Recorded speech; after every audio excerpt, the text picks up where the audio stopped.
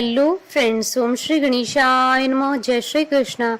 आप सभी का स्वागत है आपके अपने YouTube चैनल पर। फ्रेंड्स, आज हम आपको इस वीडियो में बताने जा रहे हैं श्रावण मास की कृष्ण पक्ष की कामिका एकादशी की व्रत कथा, महत्व और कामिका एकादशी के दिन किए जाने वाले उपायों के बारे में।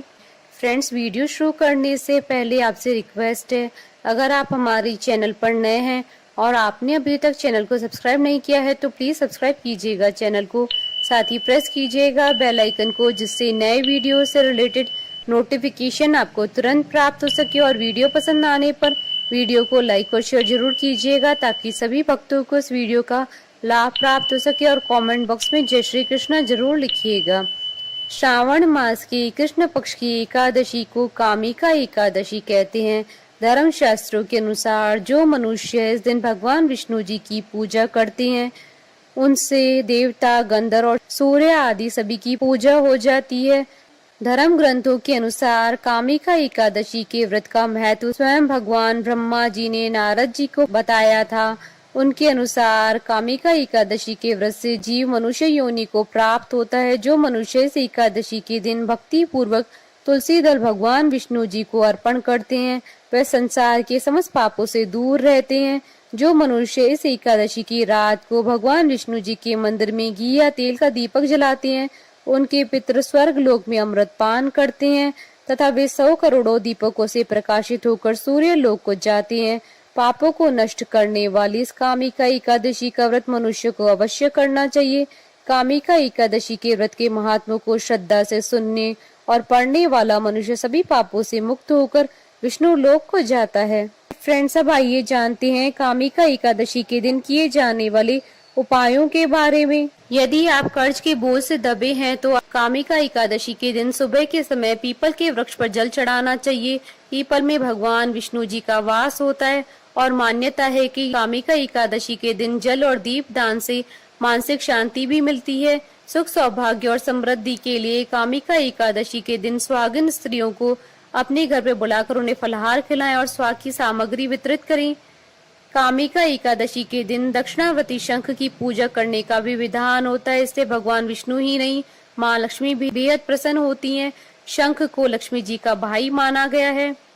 फ्रेंड्स, अब आइए प्रारंभ करें कामिका एकादशी की व्रत कथा। धर्म ग्रंथों में कामिका एकादशी की 2 कथाएं प्रचलित है। पहली कथा कामिका एकादशी की व्रत कथा सुदीप मुनि और युधिष्ठिर से जुड़ी हुई है। जब युधिष्ठिर मुनि से पूछते हैं, महामुनि, समस्त महापापों का नाश करने वाली, मनोच्छा पूरी करने वाली, पुत्र प्राप्ति की कामना को पूरी करने वाली कामिका एकादशी की व्रत कथा क्या है? तब सुदीप मुनि इस कथा का प्रसंग इस प्रकार बताते हैं। हे धर्मराज, मनुष्य को जो सुख, पुण्य, संतान प्राप्ति, मोक्ष, पापों से छुटकारा, जीवन भर दान पुण्य करने से मिलता है, उतना ही पुण्य और सुख, ऐश्वर्य कामिका एकादशी का व्रत धारण करने और पूर्ण विधि विधान और ब्राह्मणों को भोजन कराकर उन्हें दक्षिणा देने से प्राप्त होता है। आगे सुनो। कामिका एकादशी के दिन भगवान विष्णु जी की आरती, दीप दान कर तुलसी के पत्ते चढ़ाने से वो पुण्य मिलता है जो लाखों करोड़ों के हीरे जवाहरात के दान से भी नहीं मिलता है। प्रत्येक मनुष्य को इस एकादशी का व्रत करना चाहिए। ऐसा करने से सारी मनोच्छाएं पूरी हो जाती है। मुनिवर आगे कहते हैं, इस कामिका एकादशी का व्रत करने से प्रत्येक स्त्री पुरुष को वह सब कुछ प्राप्त हो जाता है जो वह दिल से चाहते हैं। संसार में सुख और ऐश्वर्य की प्राप्ति के साथ ही जीवन लीला की समाप्ति पर उनके लिए मोक्ष के द्वार खुलते हैं। हे वत्स, इसलिए इस एकादशी को कामिका या पवित्र एकादशी कहा जाता है, क्योंकि यह बड़े बड़े पापों से मुक्ति देने वाली, संतान सुख की प्राप्ति देने वाली और मृत्यु के बाद मोक्ष की राह बताने वाली है। दूसरी कथा। कुंती पुत्र धर्मराज युधिष्ठिर से कहने लगे, हे भगवान, अब आप कृपा करके मुझे श्रावण कृष्ण पक्ष की एकादशी के बारे में बताइए। श्रावण कृष्ण एकादशी का क्या नाम है, सो बताइए। श्री कृष्ण कहने लगे कि हे युधिष्ठिर, इस एकादशी की कथा एक समय ब्रह्मा जी ने देवर्षि नारद से कही थी, वही मैं तुमसे कहता हूँ। नारद जी ने ब्रह्मा जी से पूछा था कि हे पितामह, श्रावण मास की कृष्ण पक्ष की एकादशी की कथा सुनने की मेरी इच्छा है। उसका क्या नाम है, क्या विधि है, उसका महात्म्य क्या है, सो कृपा करके कहिए। नारद जी के ये वचन सुनकर ब्रह्मा जी ने कहा, हे नारद, लोकों के हित के लिए तुमने बहुत सुंदर प्रश्न किया है। श्रावण मास की कृष्ण पक्ष की एकादशी का नाम कामिका है। उसके सुनने मात्र से वाजपेयी यज्ञ का फल मिलता है। इस दिन शंख चक्र गदाधारी विष्णु भगवान का पूजन होता है, जिनके नाम श्रीधर, हरि, विष्णु, माधव और मधुसूदन है। उनकी पूजा करने से जो फल प्राप्त होता है, जो फल काशी, गंगा, नेमिशरण और पुष्कर स्नान से मिलता है, वह विष्णु भगवान की पूजन से मिलता है। जो फल सूर्य व चंद्र ग्रहण पर कुरुक्षेत्र और काशी में स्नान करने से, समुद्र वन से पृथ्वी दान करने से, सिंह राशि के बृहस्पति में, गोदावरी और गंडकी नदी में स्नान करने से प्राप्त होता है, वह भगवान विष्णु जी के पूजन से मिलता है। जो मनुष्य श्रावण में भगवान का पूजन करते हैं, उनसे देवता, गंधर्व और सूर्य आदि सब पूजित होते हैं। अतः पापों से डरने वाले मनुष्य को कामिका एकादशी का व्रत और विष्णु भगवान का पूजन अवश्य में करना चाहिए। पाप रूपी कीचड़ में फंसे हुए और संसार रूपी समुद्र में डूबे हुए मनुष्य के लिए इस एकादशी का व्रत और भगवान विष्णु जी का पूजन अत्यंत आवश्यक है। इससे बढ़कर पापों के नाश का कोई उपाय नहीं है। हे नारद, स्वयं भगवान ने यही कहा है, कामिका व्रत से जीव को योनि को प्राप्त नहीं होता है। जो मनुष्य इस एकादशी के दिन भक्ति पूर्वक तुलसी दल भगवान विष्णु को अर्पण करते हैं, वे संसार के समस्त पापों से दूर रहते हैं। विष्णु भगवान रत्न, मोती, मणि तथा आभूषण आदि से इतने प्रसन्न नहीं होते जितने तुलसी दल पूजन का फल 4 बार चांदी और 1 बार स्वर्ण दान के बराबर होता है। नारद, मैं स्वयं भगवान की अति प्रिय तुलसी को सदैव नमस्कार करता हूँ। तुलसी के पौधे को सींचने से मनुष्य की सभी यातनाएं नष्ट हो जाती है, दर्शन मात्र से सब पाप नष्ट हो जाते हैं और स्पर्श मात्र से मनुष्य पवित्र हो जाता है।